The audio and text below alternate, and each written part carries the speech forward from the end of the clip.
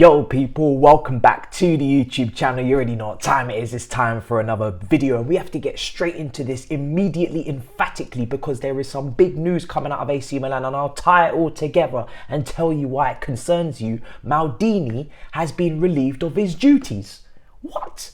Absolutely unbelievable scenes in AC Milan. The fans are kicking off. They are absolutely fuming, protesting against their chairman. Maldini leaves his post basically due to future planning based on the transfer budget they were going to give him of around about 50 million euros. Reportedly, they don't see eye to eye on the way they're going to go about the future and the direction. Now, this is crazy and it will concern us, and I'll tell you why.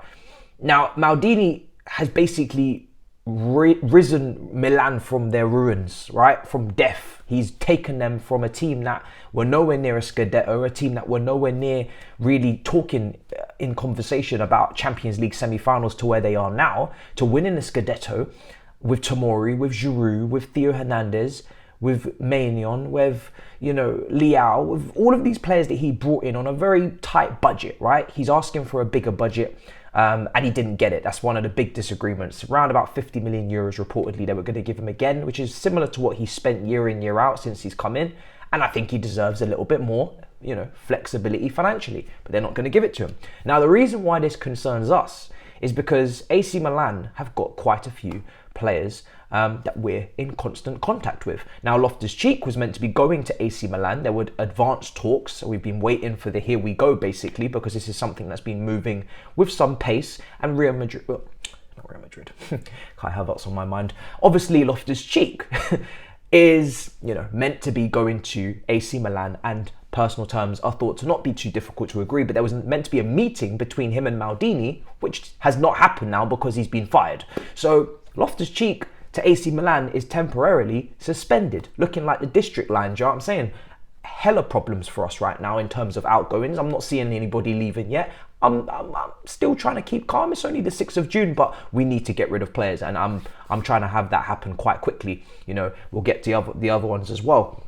And in terms of, players coming the other way, the goalkeeper, well, we obviously tried to slide in 60 million euros as part of the talks for Loftus-Cheek. They rebuffed it and rejected it immediately. I think the contract for the goalkeeper is still quite some way away until expiring, but he is, let's be real, Maignan is probably the best goalkeeper available out there right now in the world that we could realistically go for. Now, this is not even really that realistic, but it's thought to be, reportedly, that the key players are fuming with the exit of Maldini. That includes Leao, Theo Hernandez and Maignan. And listen, I'm just saying, if they're not happy, we would be happy to have especially the goalkeeper. Not really trying to talk too much about the other two because that would be, unnecessary. They're good players, but unnecessary. We have those positions pretty much filled, but the goalkeeper is a massive issue. It's not just because I signed this guy on FIFA and he was absolutely incredible. Okay, I also signed him on Football Manager and he was incredible. I'm joking. So he looked brilliant, and we saw him in the Champions League this season, obviously, getting to the semi-finals. Statistically, the guy stacks up. One of the best options out there, no word of a lie, for sure. So we need to be hopefully trying to move some needles there. Unrealistic still, because I'm sure AC Milan are not just going to implode completely. Fingers crossed, no offense, but but this is a player that I would be very excited for if we went and got him. And listen, if that comes at the casualty of Mendy and Kepa, then hey, you won't see me crying or shedding any tears about it. So what's going to happen with Loftus-Cheek, we'll have to see. No disrespect to Loftus-Cheek, but I am trying to usher you out the door as quickly as possible because we do have way too many players in midfield, and we're meant to be bringing in players as well. And of course, in terms of advanced eights, in terms of the player in the double pivot that will advance and move forward, we have quite a few of those, whether you're looking at, Quesadilla, whether you're looking at the likes of, Santos, whether you're looking at Enzo, whether you're looking at anyone, Cover, who's still here. We have Gallagher, should never touch a pivot, but even still, there's many players that could be that advancing 8 in a double pivot. We don't have the sitter, so we need to declog and, kind of clean up that position quite quickly, ASAP, preferably. Rhyming a lot today. So let's talk. And obviously my brother Tonali was also signed by Maldini. So crazy that this guy exits, and we'll see what the fallout is for AC Milan. There's lots of protesting. There's lots of angry fans. I'm sure the smoke grenades are on their way. I'm interested to see. I just can't stop rhyming anyway. or doing it all the damn time.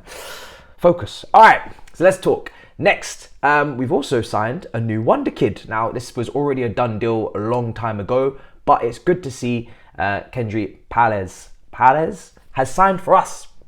And Paez is unbelievable. I'm not going to lie to you. I don't particularly get too excited about young players coming in right now, purely because I don't want to overhype them. Obviously, you know, plenty of tougher challenges to come in terms of Premier League football or even Championship football, wherever they end up on loan, etc.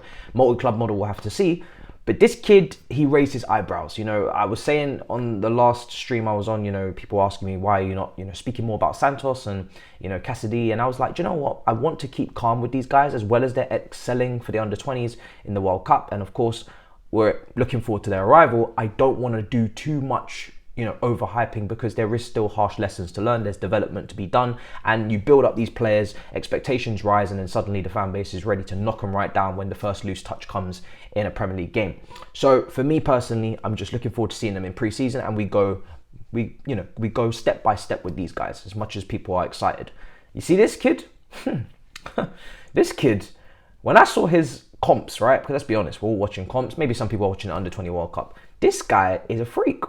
He's a freak. And to be honest, every single challenge given to the man, he seems to pass. You know, youngest ever goal scorer at the Under-20 World Cup, now got his call up at 16 to the Ecuador senior team, along with Caicedo. Now, I'm just saying, if you want to make him at home, Ecuador, bring him in. You know, make his adaptation when he's 18 in a couple years' time a lot easier. Just saying. Makes sense, doesn't it? But this kid looks ridiculous. Left-footed, brilliant vision, technically, you know, when you can see it.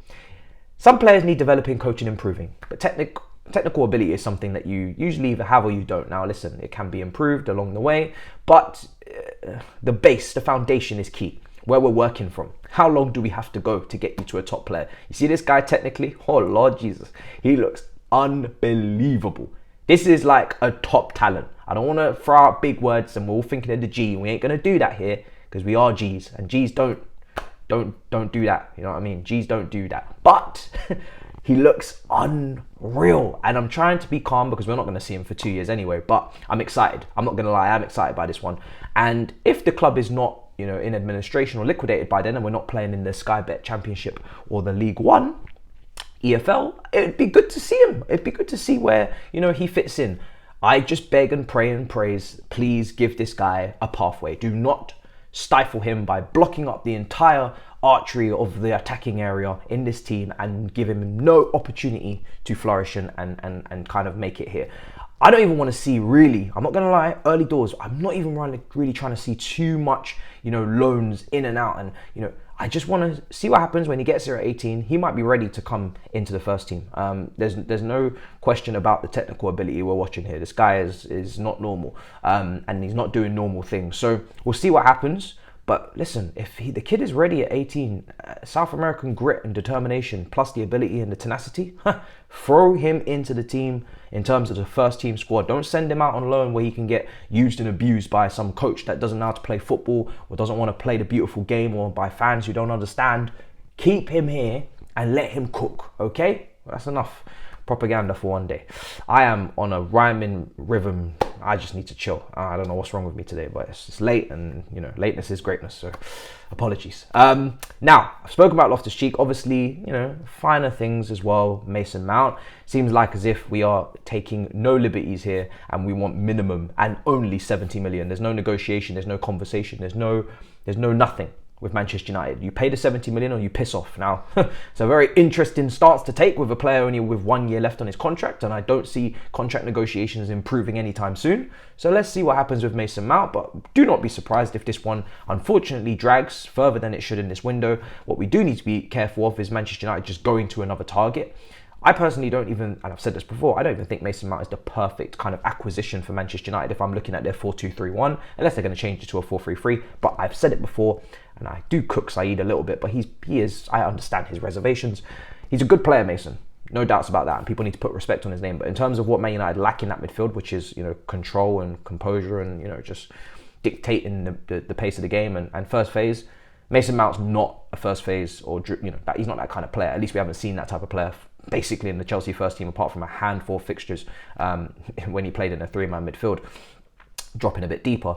It's not something that we've seen for a long time. Not saying it can't be coached, but, you know, there's other players that are just doing it, period. And Lavia is available, and apparently 40 million to 50 million is what they're looking for from a relegated Southampton team. Manchester United, if they were to go and get a player like a Lavia next to a Casemiro, that makes a lot more sense to me. You know, Lavia next to Casemiro, you've got youth and the age in a double pivot in a position that he's been playing in Southampton. I'm not trying, do you know what, I need to shut up because I'm not trying to help Manchester United. I'm not trying to give you any ideas. We're actually chasing Lavia, so let me just stop talking. But yeah, I've said enough.